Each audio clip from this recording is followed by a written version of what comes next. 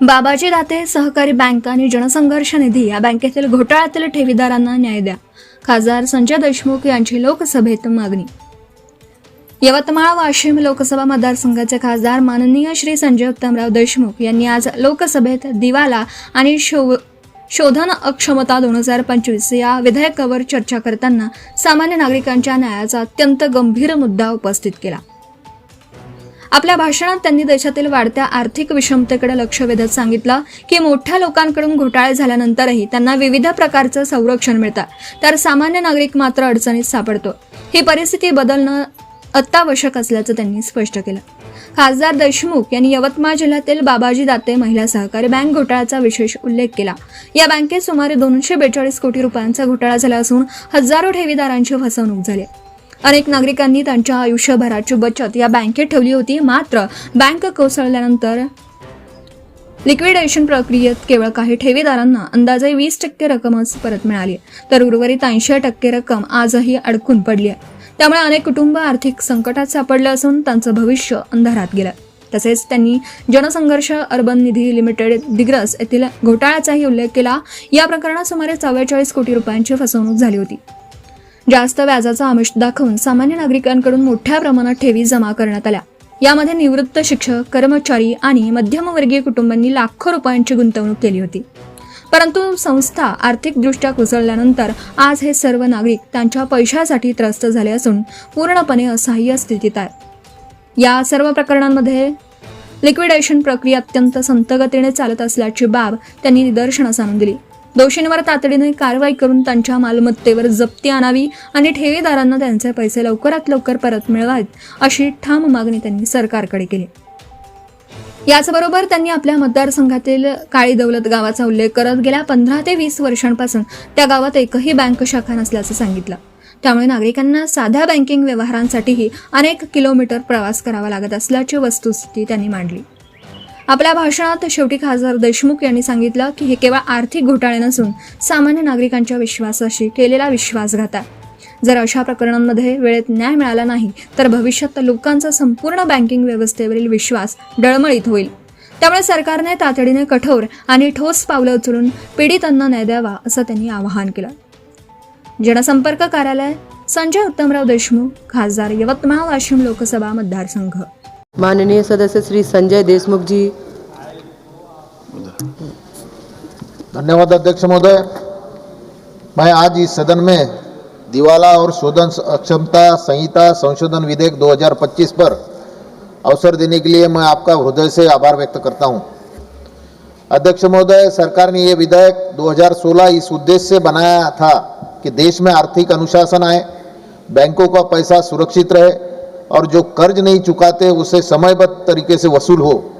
इस संशोधन के माध्यम से पारदर्शिता बढ़ाने का प्रयास किया गया और यह कहा गया कि अब रेजोल्यूशन प्लान को मंजूरी देते समय कारण दर्ज करना अनिवार्य होगा।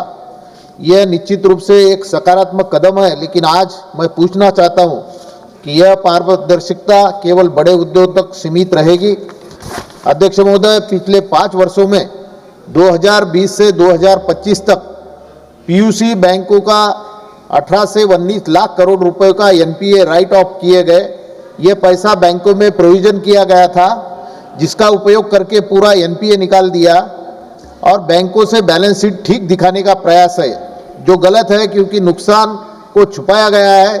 देश के आम आदमी को पैसा का दुरुपयोग कुछ बड़े व्यापारी और कॉर्पोरेट्स को बचाने का काम गवर्नमेंट द्वारा किया गया है। गरीब किसानों का उनका छोटा कर्जा के लिए उसका घर पर कब्जा किया जाता है और अमीरों को बचाने के लिए बचाया जाता है। अध्यक्ष महोदय, मैं आपके माध्यम से अपने यवतमाल जिले के एक बहुत ही दर्दनाक और गंभीर स्थिति को इस सदन के सामने रखना चाहता हूं। बाबाजी दाते महिला सहकारी बैंक में 242 करोड़ रुपए का घोटाला सामने आया है। यह कोई आंकड़ा नहीं है, यह हजारों परिवारों की जिंदगी है। यह उन लोगों की मेहनत की कमाई है जिन्होंने सालों तक एक एक रुपया जोड़कर अपने भविष्य के लिए बचत की थी। अध्यक्ष महोदय, आज स्थिति यह है, सैकड़ों जमाकर्ताओं के उनके पैसे का केवल एक छोटा सा हिस्सा मिला है। लगभग 602 लोगों को लिक्विडेशन प्रक्रिया के तहत सिर्फ 20% राशि दी गई है और बाकी 80% रकम आज भी उन्हें नहीं मिली है। ये केवल देरी नहीं है, ये अन्याय है। अध्यक्ष महोदय, मैं उन लोगों से मिला हूं जिनके आंखों में निराशा है, उनके शब्दों में पीड़ा है। कोई अपनी बेटी की शादी के लिए पैसा जमा कर रहा था, कोई अपने बच्चों की पढ़ाई के लिए, तो कोई अपने बुढ़ापे के सहारे के लिए रूप में, लेकिन आज वही लोग अपने ही पैसों के लिए दर दर भटक रहे हैं और पूछ रहे हैं कि हमारा दोष क्या था, हमने तो सिर्फ बैंकों पर भरोसा किया था। अध्यक्ष महोदय, यह स्थिति जन संघर्ष निधि अर्बन लिमिटेड दिग्रस को भी देखने को मिली, जहां 44 करोड़ रुपए का घोटाला हुआ, जो ज्यादा ब्याज की लालच में देकर लोगों से पैसा जमा करवाया गया और वह आज वही लोग पूरी तरह असह्य हो चुके हैं। निवृत्त शिक्षक, कर्मचारी, मध्यम वर्गीय परिवार, जिन्होंने अपने जीवन की कमाई इस उम्मीद में जमा की कि उनका भविष्य सुरक्षित रहेगा, और वो आज ही सबसे ज्यादा असुरक्षित है। अध्यक्ष महोदय, आज इस देश में बहुत बड़ा विरोधाभास दिखाई देता है। जब बड़े उद्योगपतियों को हजारों करोड़ रुपए का कर्ज फंसाता है तो पूरी व्यवस्था सक्रिय हो जाती है, कानून तेजी से काम करता है, समाधान निकलता है। लेकिन जब आम नागरिकों का पैसा फंस जाता है तब यही व्यवस्था धीमी पड़ जाती है, और असमानता क्यों है?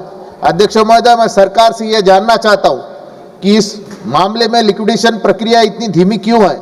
जिन लोगों ने ये घोटाला किए उनकी संपत्तियों पर तुरंत कार्रवाई क्यों नहीं की जाती?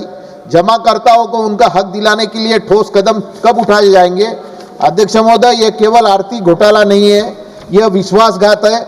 उन लोगों को सपनों का टूटना है जिन्होंने इस व्यवस्था पर भरोसा किया है। अगर आज भी हम उनकी आवाज नहीं सुनेंगे तो आने वाले समय में कोई भी व्यक्ति बैंकिंग प्रणाली पर विश्वास नहीं करेगा।